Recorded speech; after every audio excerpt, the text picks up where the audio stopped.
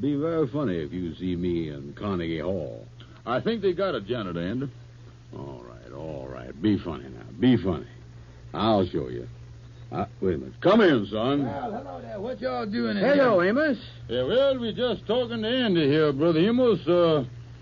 Andy claims that, after all, the reason his throat closed up on him and all that stuff, that he claims that he didn't have the buck fever, and that wasn't the trouble with his throat. Yeah, well, don't think that I got the buck fever. Yeah, well, the reason I come over here, I just talked to your singing teacher just a minute ago. I just left there, and she says that she is going ahead with the recital tonight, and Andy, you has got to sing.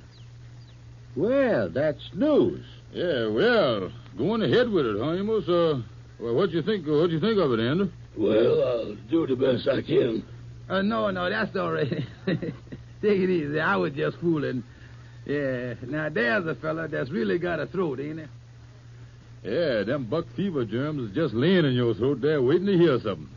Come on, son, unlax yourself. I was just kidding. To many, many families, soup means Campbell's tomato soup. So, if it's a favorite at your house, too, won't you plan to have it again soon? And may I remind you that many people enjoy Campbell's tomato soup served as a tangy sauce. It's condensed, you know, double strength and double rich in keen tomato flavor, so it's ready to serve. Just heat it as it comes from the can and pour it over meatloaf, croquettes, or leftovers. It gives them a zippy tomato flavor men and youngsters both like. Many women keep extra cans of Campbell's tomato soup on hand to serve as a sauce as well as a soup. Don't you want to put it on your grocery list now?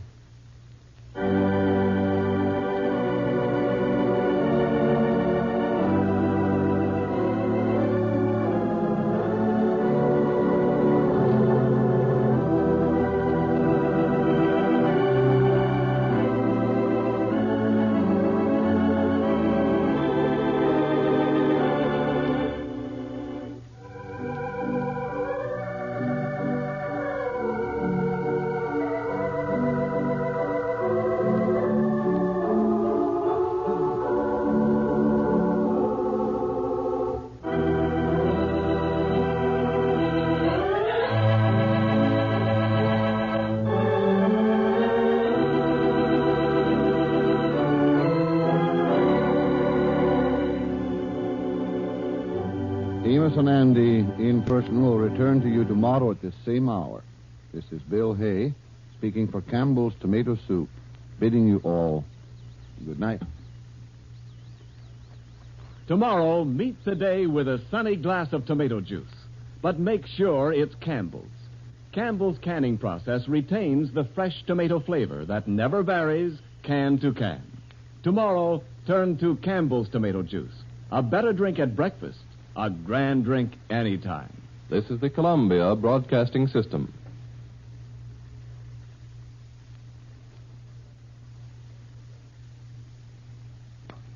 Because of the importance of President Roosevelt's address to Congress, the transcription of the talk will be broadcast over WJSV at 10:45 this evening.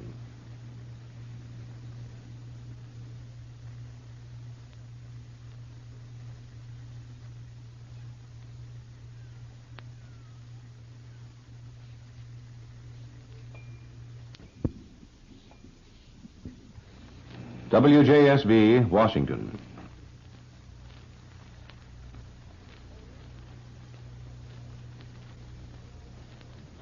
Woodbury presents The Parker Family, starring Leon Janney.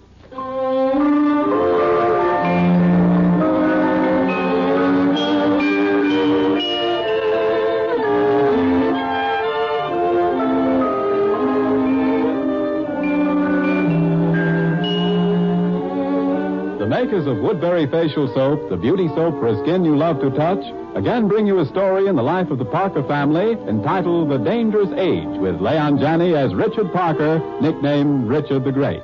Richard himself will begin our story tonight after a brief word from our Woodbury beauty consultant. About this time of day, does your face look a bit fatigued? Well, it's no wonder that your skin gets a little tired and drab after you've been busy the whole livelong day. If you're going out tonight, take a Woodbury facial cocktail first. Just smooth on a rich lather of Woodbury facial soap. Massage it in gently and then rinse. Doesn't that sound easy? Lovely debutantes give their complexions this beauty cocktail with Woodbury every afternoon before the evening starts. It only takes a moment and almost instantly revives that fresh, glowing look in your complexion. You see, Woodbury facial soap is made of soothing oils that contain a skin-invigorating vitamin. This vitamin definitely helps arouse the tired skin's vitality. Now, I'm sure you've been meaning to try Woodbury for a long time. Then don't put it off. Get Woodbury today and see how quickly your complexion improves under its skin-enlivening care. Woodbury is now only 10 cents wherever fine toilet soap is sold. And don't miss the special offer to be announced later in the program.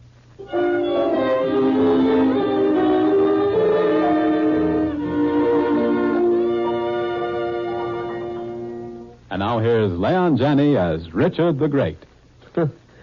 You know, the way things happen to me, I sometimes wish I'd lived a long time ago instead of now. Things were different then. Simpler, I guess I mean. And there were a lot of things you didn't have to worry about.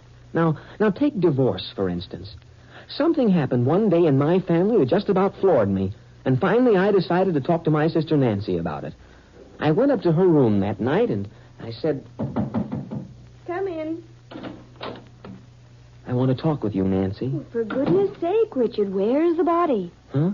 What body? You sound as if you had it buried somewhere. Oh, no, this is serious, Nancy. Well, sit down. Oh, not on the bed, Richard, please. You'll mess it all up. Sit over there, why don't you? You won't mind if I finish doing my nails. I've been trying to get at it all day. Nancy, what do you think of divorce? Divorce? Yeah. Well, it isn't funny either. I don't know, Richard. Well, you'll soon have to make up your mind, I'll tell you that. What are you talking about? Mom and Dad are going to get a divorce. Richard, you're crazy. Oh, no, I'm not. Say, where were you this afternoon? My mother asked me to go out to Prescott's farm to get the butter and eggs. Well, listen. I came home from school early today, and when I opened the front door, I heard Mom talking to somebody in the living room. I was just going in there when I heard something that just about knocked me over. You mean Mother was talking to a man? Sure. And it was somebody she knew before she was married to Dad, because she said something about stuff that happened when they were kids. Richard, just because some old friend of Mother's drops in to see her... You wait till you hear the rest of it. The man said, "I'll never forget how jealous Walter was." And then Mom kind of laughed. Was that all? No, it wasn't. The man said, "I never thought I'd come to this, calling on a woman behind her husband's back." Now, do you believe me, Nancy? Well, What do you think she said then? She said, "You better go before Richard comes home from school. I don't want him to know you were here, and he'd be sure to tell Walter." Richard? Well, she did. And then he said he'd drop in to see Dad tomorrow and pretend he just got into town. How do you like that? Well, I don't know what to think. Well, I do. I think Mother's at the dangerous age. You know, like that picture we saw the other night. Oh. Well, she's still kind of young, isn't she? And you know yourself, Dad never sends her flowers or anything. Oh, don't be silly. Dad's crazy about Mother. Now, listen, Richard. If I were you, I wouldn't say a word about this to anybody. Well, I'm certainly not going to just sit around while the family falls to pieces. I'm going to do something. What, for instance? Well, I don't know exactly, but... Oh, gee, Nancy, I thought you'd help me think of something. We can't say anything unless Mother does, Richard. We're not supposed to know it. She didn't say anything to you about that guy, did she? No, she didn't. There, you see? Well, I'll tell you this much, Nancy. You can sit there and not say anything if you want to. But if I can think of something to do, I'm going to do it.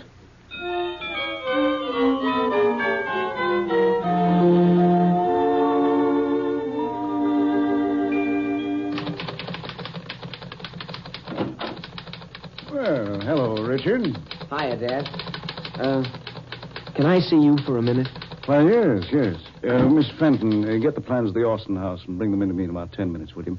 Come in, son. Come in. No football practice this afternoon? Well, I got through early, you see. Oh. I thought I might kind of wait around and go home with you. All right. I won't be leaving for an hour or more, though. Is that all you want to see me about? Well, yeah.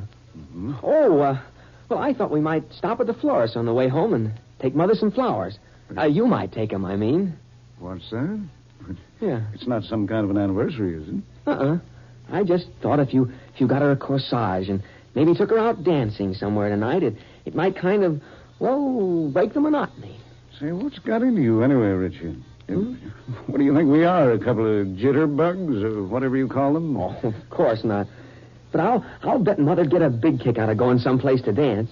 Yeah, why don't you ask her to, tonight? Well, did she say anything to you about this nonsense? Oh, no, Dad. You know how Mother is, but do you realize that you and she are at the dangerous age? What? What age is that? Well, the age where if you kind of take each other for granted, well, somebody else might come along or something. Mm-hmm. Yes, I saw a movie just the other night where two... Oh, I see. I thought it was funny you'd stop in just to walk home from the office with me. Well, you can't blame me for not wanting to see you let your mother and me worry about that, will you, Richard? I'm pretty busy this afternoon. You'd better go on home. Hmm? Well, okay, if you say so, Dad. I only hope you don't wake up someday and find out it's too late.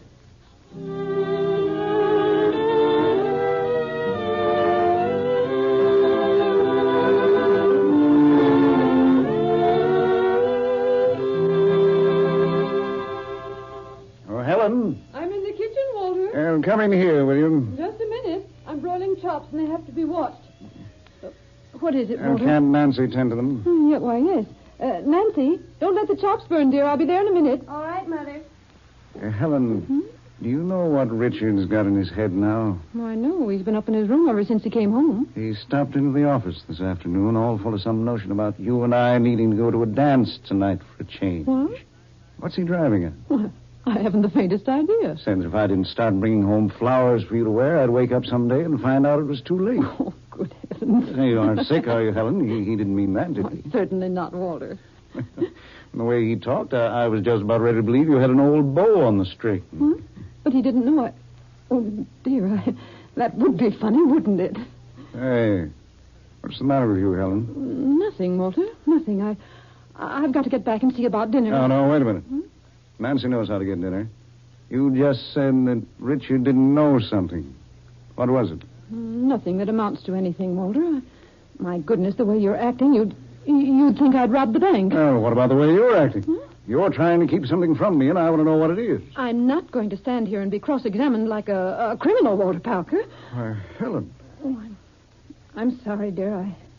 I didn't mean to lose my temper. It's only that I... Mother. I guess I might as well give you this letter. Oh, thank you, Richard. Oh. It was in the mailbox when I came home. I thought at first I wouldn't give it to you, but then I realized that wouldn't be right. It's from somebody that's staying at the hotel. Yes, I see it is, Richard. Well, I can't stand here talking any longer. Aren't you going to open the letter, Mother? No, dear, not now. I'll read it later. Oh, I suppose you already know what's in it, do you? Why, yes, Walter. Yes, I do. So there was something in all that Tommy Rod Richard was giving me. Mother, Dad, come on to dinner. Everything's on the table. There'll be no dinner eaten in this house tonight until I get to the bottom of this. Oh, Richard, I told you not to say anything. Oh, you're in it too, Nancy. Oh, we are not, Dad. Nancy and I don't know a thing about it, except that fella came here yesterday, Richard, and I don't think... You don't know what you're talking about. Oh, gosh, Mom, you don't realize what it means to have your father and mother get a divorce. What? Divorce? Helen, who is this fella that's been coming around here behind my back? That's just what he said, Dad. Who said? The fella. Helen, will you tell me who this man is? Oh, I might have known I couldn't keep anything from you. Every time I try to plan a surprise, it always... Oh, Mom, now please don't cry. Why couldn't you keep still, Richard? Oh. I knew something like this would happen. Never mind, Nancy. It's all right. I don't know how you found out about Harry, Richard, but... Harry who? Harry Minnick. What? You know him, Walter. Harry Minnick hasn't been in this town for 15 years. Have you been writing to him all this time? I'm trying to tell you. You know, he was with that book publishing company for so long. Yes? Well, they finally went out of business, and poor Harry was out of a job. So he went to work as a book salesman. He travels around the country and takes orders. But, Mom, he certainly wasn't talking about books to you yesterday. I heard you tell him he'd better go away before I got home, because I'd tell Dad he was here. Did you, Helen? Of course I did. Well, Well, that's a fine how do you do. Well, don't you see, Walter? When we had all that trouble about Eleanor Murray's birthday present last Sunday, I decided I'd get your birthday present early this